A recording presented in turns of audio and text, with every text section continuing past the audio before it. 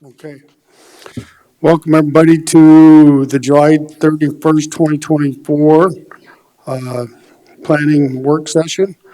Please silence your cell phones, pagers, and other electronic communication devices, and agendas and speaker request forms are located at the back of the chambers. This meeting will call the meeting to order. I'd ask Ms. Hadcock to do the moment of silence, followed by the Pledge of Allegiance.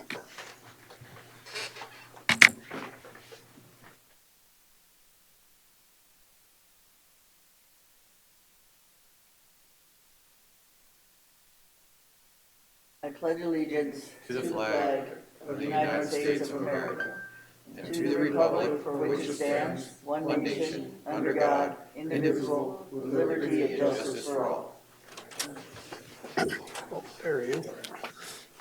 Thank you. Next on our agenda is a review and approval of the agenda. So moved. Moved by Lassiter, Second. seconded by Drews. All in favor indicate by saying aye. Aye. Aye opposed, motion carries. Now it brings us up to the work session. And first on our agenda is the flood damage prevention ordinance, and I'll recognize Brittany. Good morning, Commissioners. Brittany Molitor, Planning Director. So the first item on here is our Pennington County Flood Damage Prevention Ordinance necessary updates. And I'll kind of go through, I know we don't have the screen, but so there was a new federal flood risk management standard that was established in an executive order. It supplements the original executive order that was done. The purpose of this was to address future and current flood risks, to ensure projects funded with taxpayer dollars last as long as intended. And it was accomplished by expanding management from the base flood elevation to a higher vertical flood elevation and corresponding horizontal floodplain. So the executive order had three approaches. One was the climate-informed science approach, one was the free board value approach, and one was the 0.2% annual chance 500-year flood approach. So the climate-informed science approach was utilizing best available actionable hydrology and hydraulic data methods that incorporates current and future changes in flood risk based on climate science. The second was the freeboard value approach, and basically that's adding freeboard to the base flood elevation. So it would be 2 feet for non-critical actions and 3 feet for critical actions. So a critical action would be like a hospital or something that housed children, things like that, or basically they're hospitals. That's the easiest way to look at it. The 0.2% annual chance flood approach, that's the 500-year floodplain. That would be basically regulating the 500-year floodplain and setting the base flood elevation based on the 500-year floodplain. So the compliance date for this new rule will be September 9th, 2024. So it's going to require us to update our flood damage prevention ordinance to incorporate one of the three approaches. So basically for Pennington County, what this means, and it affects probably emergency management the most. So for any disasters that are declared on or after that date in September, it will affect any funding that the county would have for declared disasters if we don't implement one of these approaches. So essentially it would affect Dustin's ability to apply for disaster mitigation or funds. So our floodplain ordinance currently just states that things have to be at or above the base flood elevation. We have no freeboard. They do have to get a floodplain development permit for anything in the regulatory special flood hazard area. So we are recommending actually the second approach, the freeboard value approach, where we would be adding the 2 feet of freeboard for non-critical and then the 3 foot for critical. So basically that means that anything that's built, the BFE, it would have to be built, the lowest floor would have to be 2 feet above that. So if the BFE is 5 feet, it would have to be built at 7 feet, essentially. So that is what Pennington County staff is recommending. And we are working on our flood damage prevention ordinance to update that and put those requirements, that freeboard value approach. We feel like that one is going to be the most manageable for the office and the easiest for compliance. The other two require a significant amount of engineering. I think it's not as understandable when you start incorporating climate data. You're looking at pretty significant engineering and modeling analysis to do that.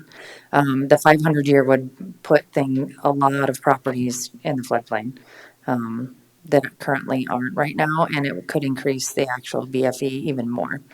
So I would stand for any questions. Mr. Chair. Mr. Drews. So if we adopt any one of the three, though, that's our challenge, is to adopt one of the three Correct. in order to avoid any kind of loss of federal funds in the future. Correct. Is that correct? Correct. So what are we currently operating on? Is it a similar approach to the freeboard? We don't have freeboard in our ordinance right now. It's just at or above the base flood elevation. And that was a requirement, that original executive order when the feds came out with their requirements. And that was something that was standard for, most of this is all based on insurance or mitigation or disaster relief funds. So you don't have to do any of these things, but if you want to be eligible for any of those things, you need to implement one of these approaches or follow these. Does that make sense? Mr. Chair, so Brittany, right now, if somebody is in the floodplain, they do a floodplain development permit, they have to be at base flood elevation, which Yeah. is established by an engineer, Correct. and now it's going to be base flood elevation plus 2 feet? For non-critical facilities and 3 feet for critical facilities. Mr. Chair. Are you done? I just wondered, what's your opinion on how that's going to impact anything in the county going forward? So any new development or redevelopment, it will impact. So any new additions, residential additions, things like that, it will impact.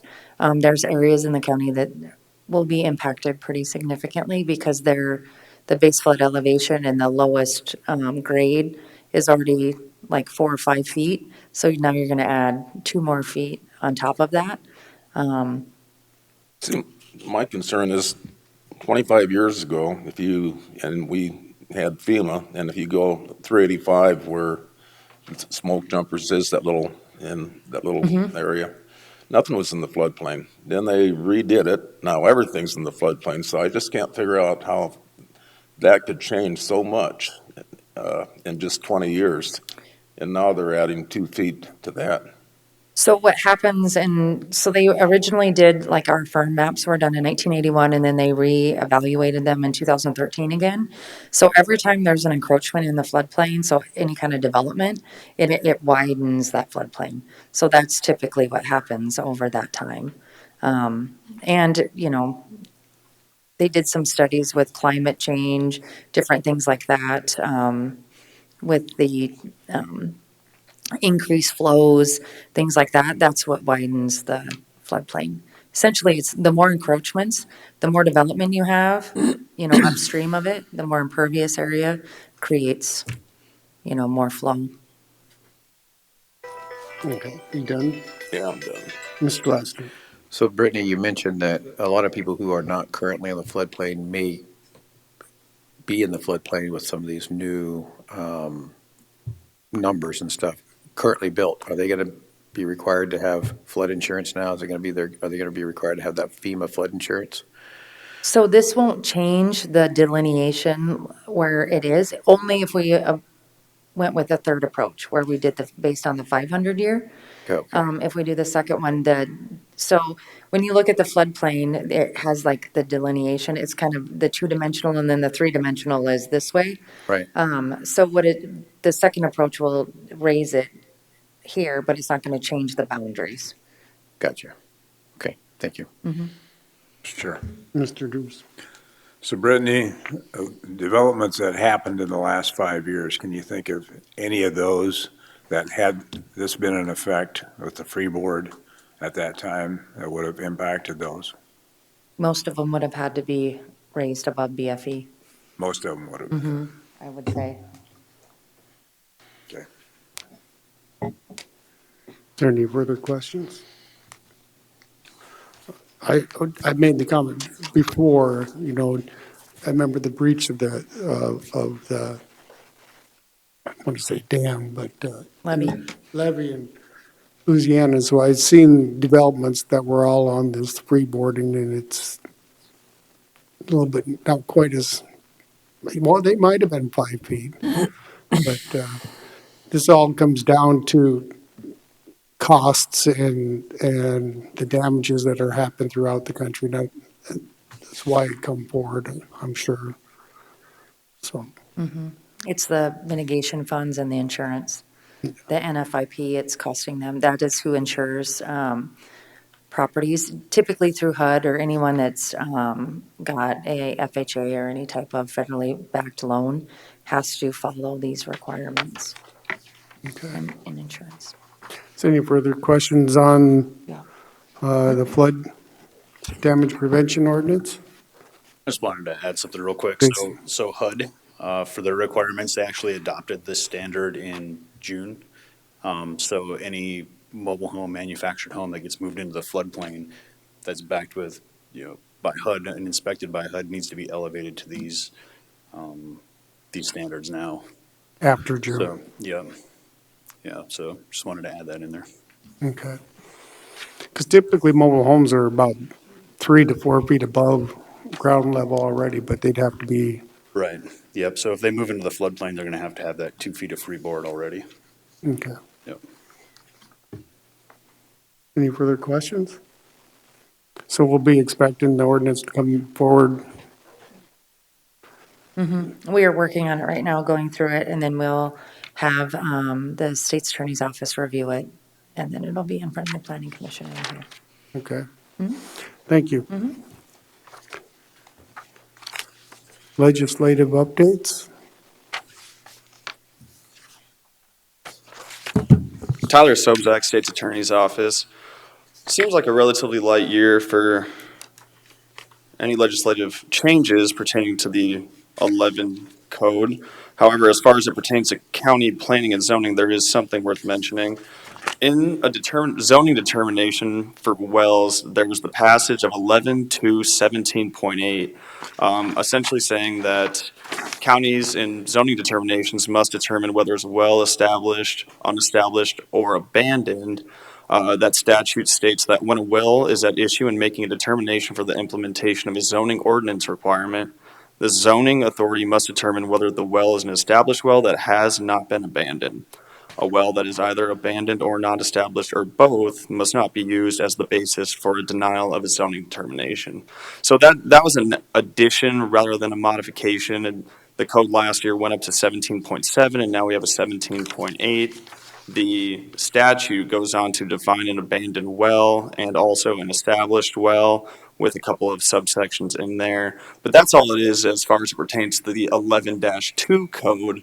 There are, a lot of other changes pertaining to restrictive covenants and some TIF language, which I've got prepared for you later in this presentation. But is there any questions about this well statute at this point? Well, what caused the change, do you think? I truthfully can't tell. I think from my perspective, I think that there's just maybe more and more wells that are going out of fashion for more modern, I don't know, infrastructure is the term I suppose I'd use.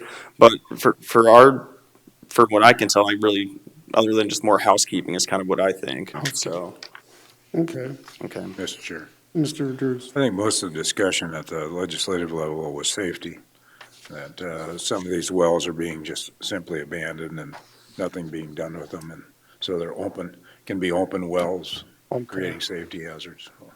Okay.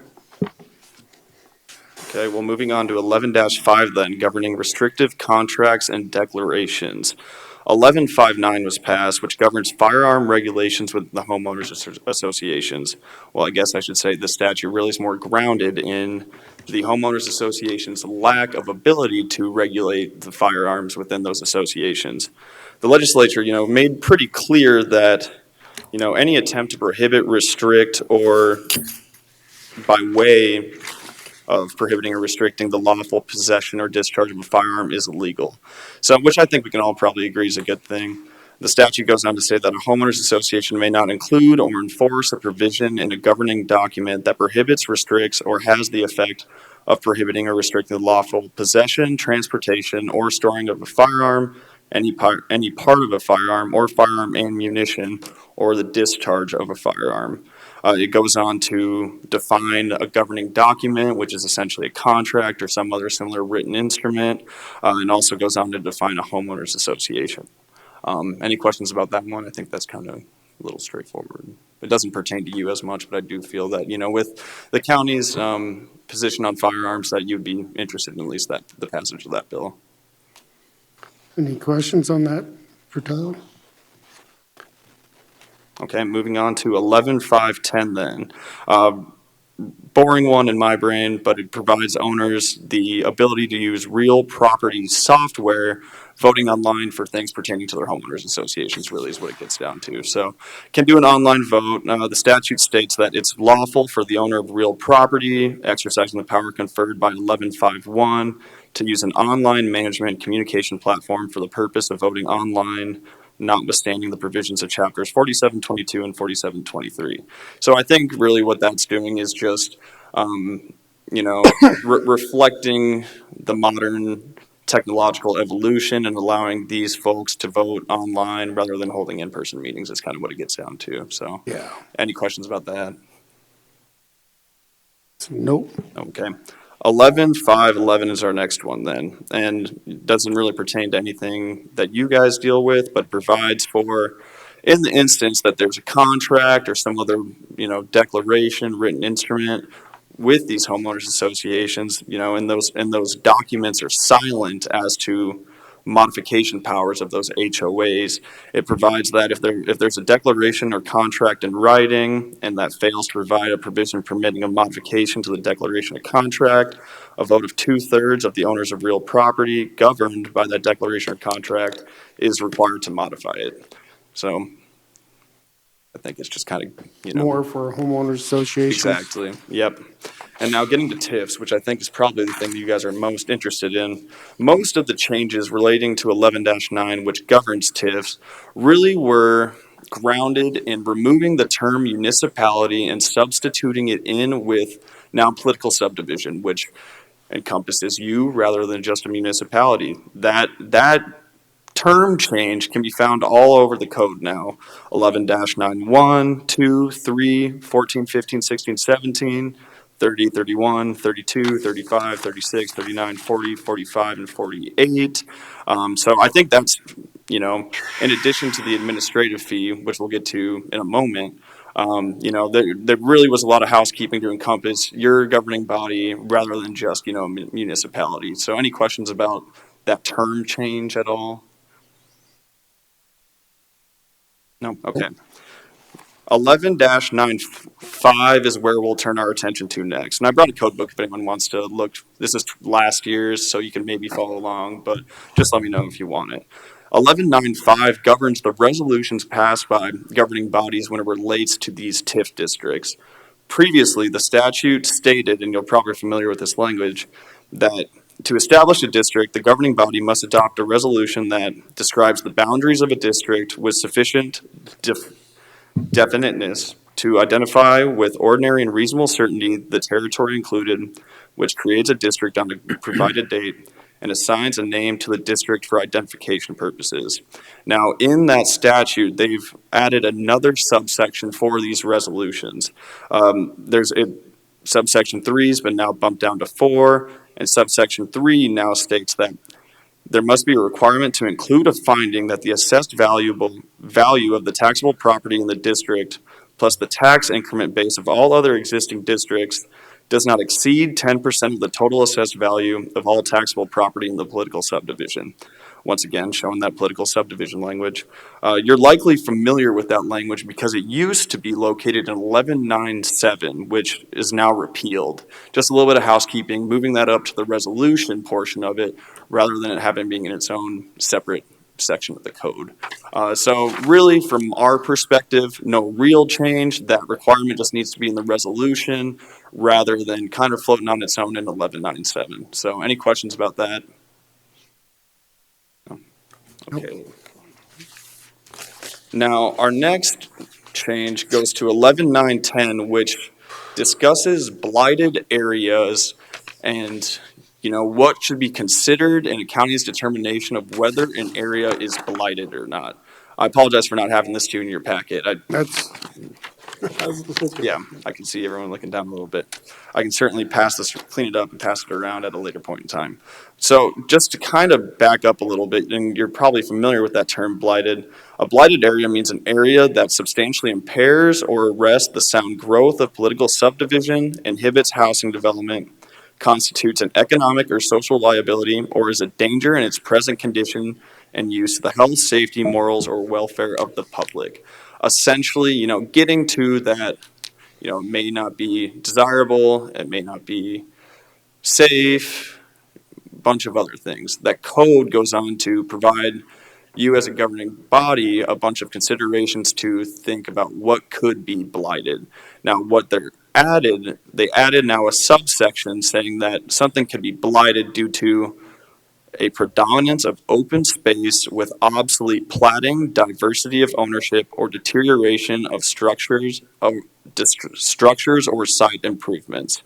So that's kind of an interesting term from my perspective. Obsolete platting, diversity of ownership, or deterioration of structures of site improvements. But that just goes to the long list of things that you would be able to consider when determining whether an area is blighted or not. I don't really think there's much of a substantive change in the grand scheme of things, but ultimately, for whatever reason, the legislature wanted to round out their code by providing you a little bit more considerations with what an area could be deemed blighted as. Any questions about that term blighted or that new addition? Mr. Chair. Mr. Laster. So sometimes we see TIFs taking up agriculture areas, and we'll use Apple Valley Sure. as an area. Would that fit underneath this definition of blighted based on the reading of it currently? Well, that's certainly, we'd want to take a look at, the plats, we'd want to take a look at any existing structures, but certainly possibly, there's a lot, and the legislature gives, the counties and other municipalities, a long list of considerations where it wouldn't shock me if, you can make an argument that it certainly could fit within that definition. So, but we'd want to take a look at the deeds, plats, any existing structures, the locale of it to make a final determination and make a good recommendation for you folks. Mr. Chair. I guess the reason why I've always had issues sometimes with the blighted area term is because, I grew up in the city, I lived in San Antonio. Blighted areas, whenever you go into a community and it's run down, things are falling apart, there's a few people living there, there's high crime, there's other things that are contributing to it. I've never looked at ag land as blighted area. I just have never, unless you have a crop that gets the term blight, Yeah, but outside of that, I just don't see ag land fitting in this. And so is that something that we as the county should look at maybe defining it underneath our terms? I think very possibly, and maybe that goes to this new added subsection, frankly, deterioration of structures or site improvements. A lot of times we have ag land, that, there are sheds or buildings that are run down, perhaps the platting's not up to par to where we want it to be. And so, very possibly with the addition of, this new subsection that it could fit it within that term of blighted. But I've shared that same sentiment as far as this blighted term with you. It's more, run down, less desirable parts of the community that need a little bit of, funding to get it to where the county needs it to be. So, Thank you for that.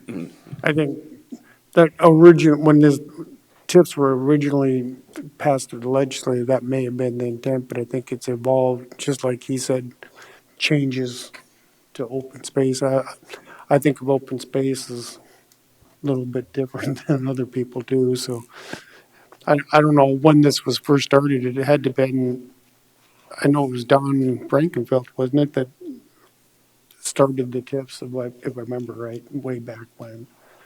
and there will be I just got the email this morning, there will be a very interesting TIF discussion via Zoom on Monday presented by Toby Morris, who you're likely familiar with. So a lot of this information will be expanded upon in that presentation Monday, and we can certainly report back with anything that they discuss at that time. Okay. Okay. Any further questions? Go ahead. All right, 11.9.14, governing project costs, where I think, probably your interest is really gunning for the new TIF changes. So the change in 11.9.14, defining the term project cost, was changed really in the heading of the section. In addition to changing the term municipality to political subdivision, it also added the term administrative fee required.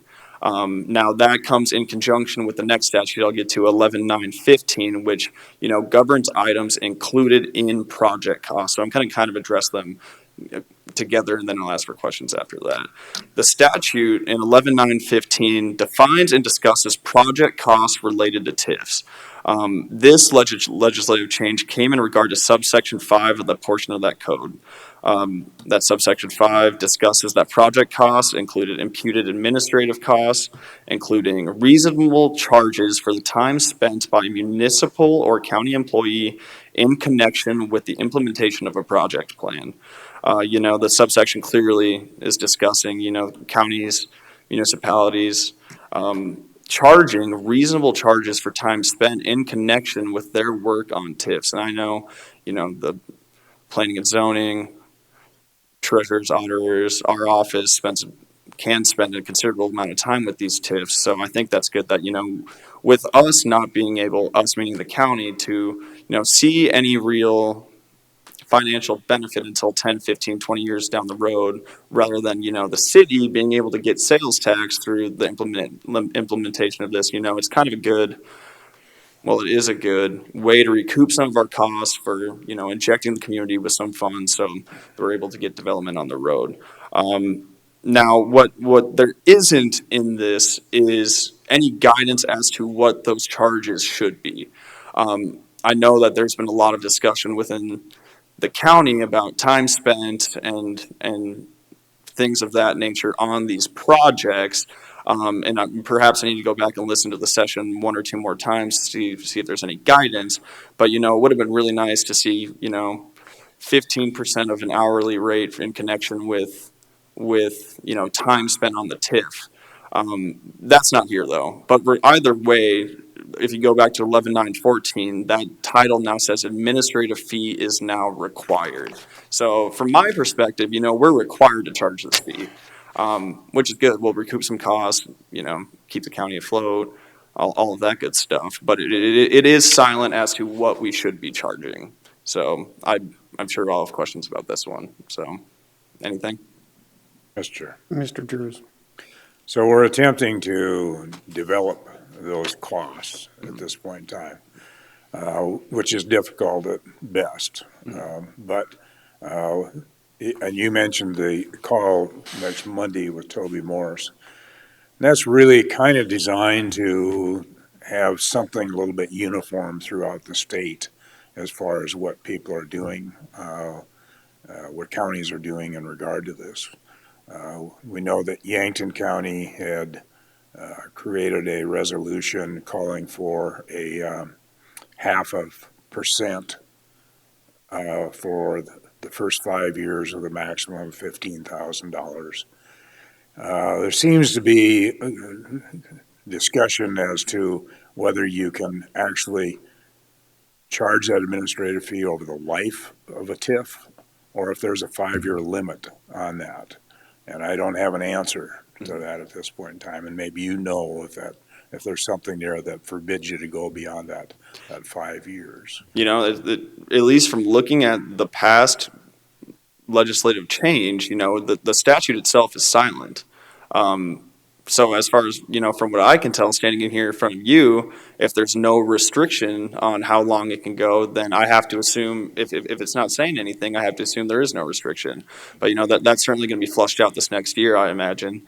And particularly something we can bring up with Toby on Monday. And I know there's going to be a lot of counties, a lot of good political leaders there as well. So, it'll be a good brain trust work session, kind of see what other people are doing, and hopefully we can get some guidance on how this should look in the future. Mr. Chair, follow up on that. So in my discussion with Toby,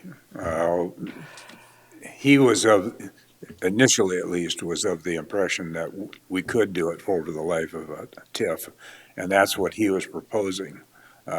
when I suggested that we need to look at the statutes to see if there was a 5-year limit on it. He was not familiar with any kind Yeah. of limit on it at that point in time, so. Yeah, I'm not either. So, and I think that's good for the county, certainly. But, without any further direction in the code, we have to proceed as forward and assume that we can, recover those costs for the life of a TIF until it says otherwise. Any further questions? Chair. Ms. Hadcock? So we've been charging like 10,000. We started that on the Bradskis when we did that TIF, and I think that started the ball rolling with some of it. And then the city charges 20,000 for theirs already. So I don't know if that's staying where it's at or what's moving forward on it. So just so you know, this is already happening and has been happening for at least the last, 4 years or so. So, thank you. Okay, perfect. Moving on then to 11.9.20, which discusses the determination of tax increment base of the district. Got a couple changes here. First, it states that the completed buildings must be accounted for in adjusting value for the aggregate assessed value of the taxable value in the district. And additionally, it now allows for a certification related to a TIF to be sent to a county auditor or municipal finance officer. And really what that's doing is rounding out that political subdivision, changes within the code to allow a specific intent for counties to be doing this work rather than a municipal officer, treasurer, something of that nature. But that aggregate, that aggregate accounting is something that I believe the county is already doing. So I don't think it's really a big change. Mostly housekeeping, keeping up with the political subdivision, changes within the code, and I would stand for any questions related to that. Any questions? Mr. Chair. Mr. Laster? So what does that mean, that aggregate? I mean,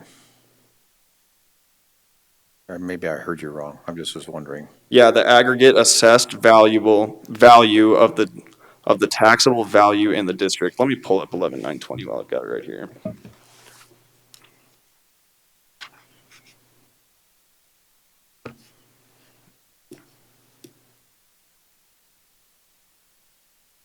So it says in the latter part of that statute that the department shall use the values as last previously certified by the department, adjusted for the value to the date the district was created for any buildings or additions completed or removed, and without any regard to any reduction pursuant.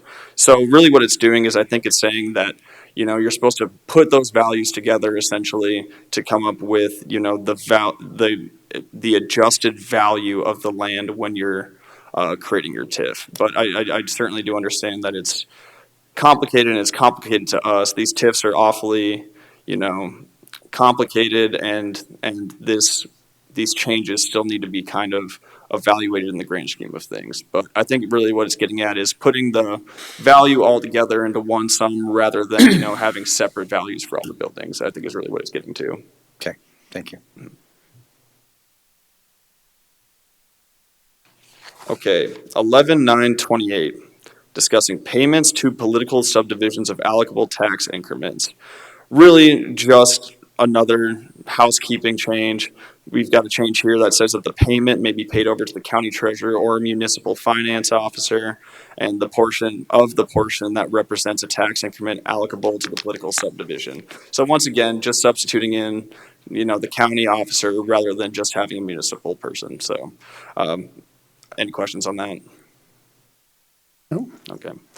11.9.31, governing tax increments deposited in the special fund. Now, this statute used to state that all tax increments received in a district shall, upon receipt by the municipal treasurer or finance officer, be deposited. But now it opens with, again, the county treasurer or municipal finance officer. It also clarifies language by adding the term county treasurer in addition to the municipal finance officer later in that same statute. So housekeeping again, just keeping up with the counties rather than just the cities. Any questions? Okay.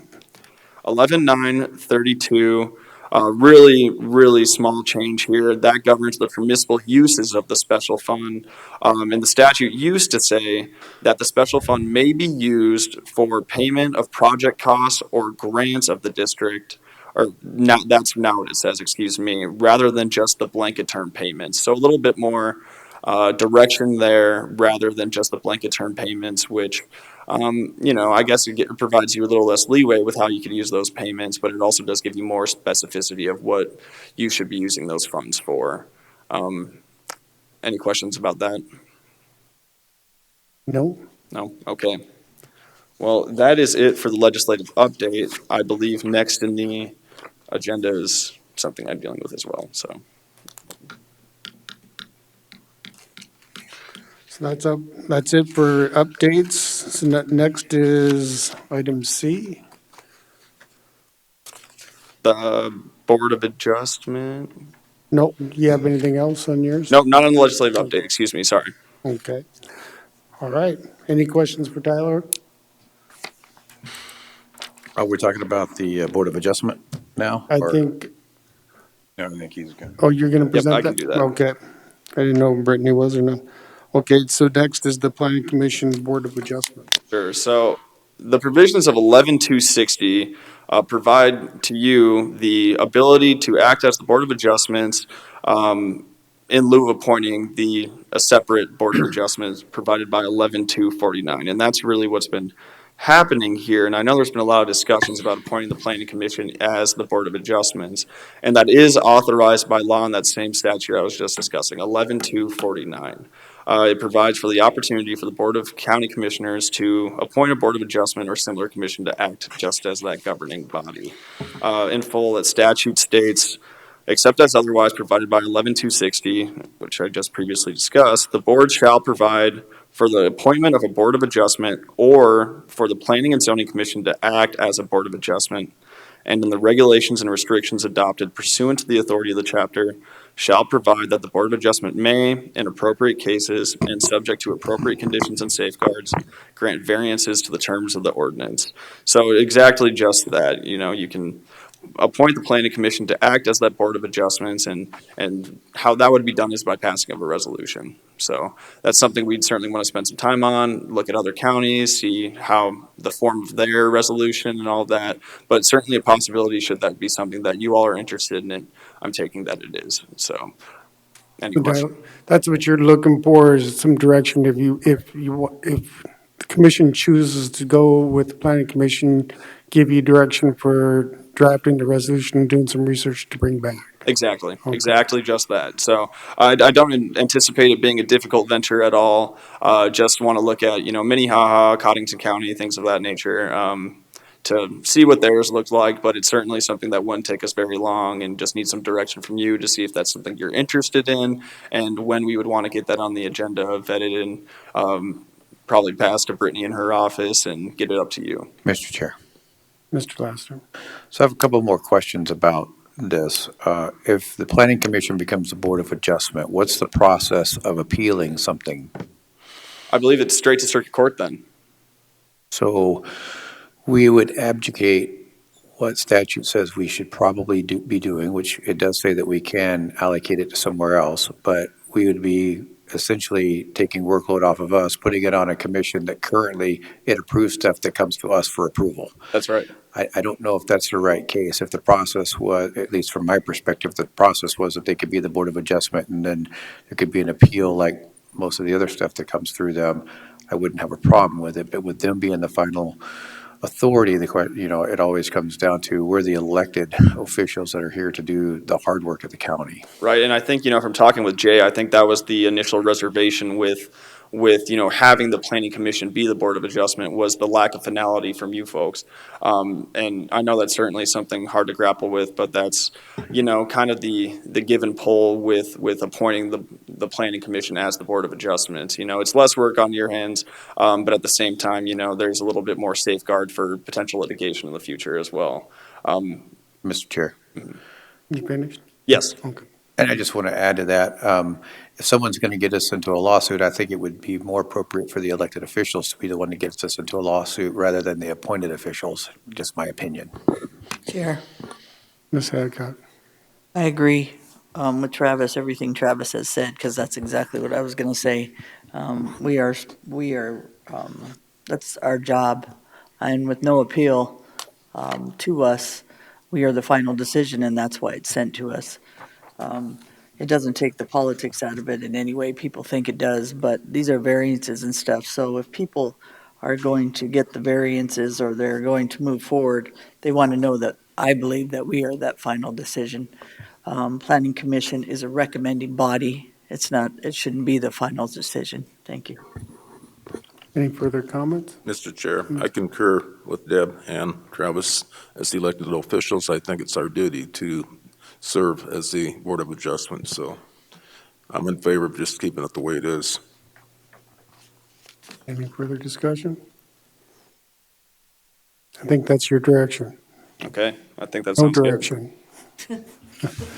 All right, perfect. Well, thank you all. I appreciate it. Thanks, Tyler. Next, we have items from the public. I have no speaker request forms. Next on our agenda is to adjourn. So moved. Moved by Oster. Second by Hancock. All in favor indicate by saying aye. Aye. Opposed? Motion carries.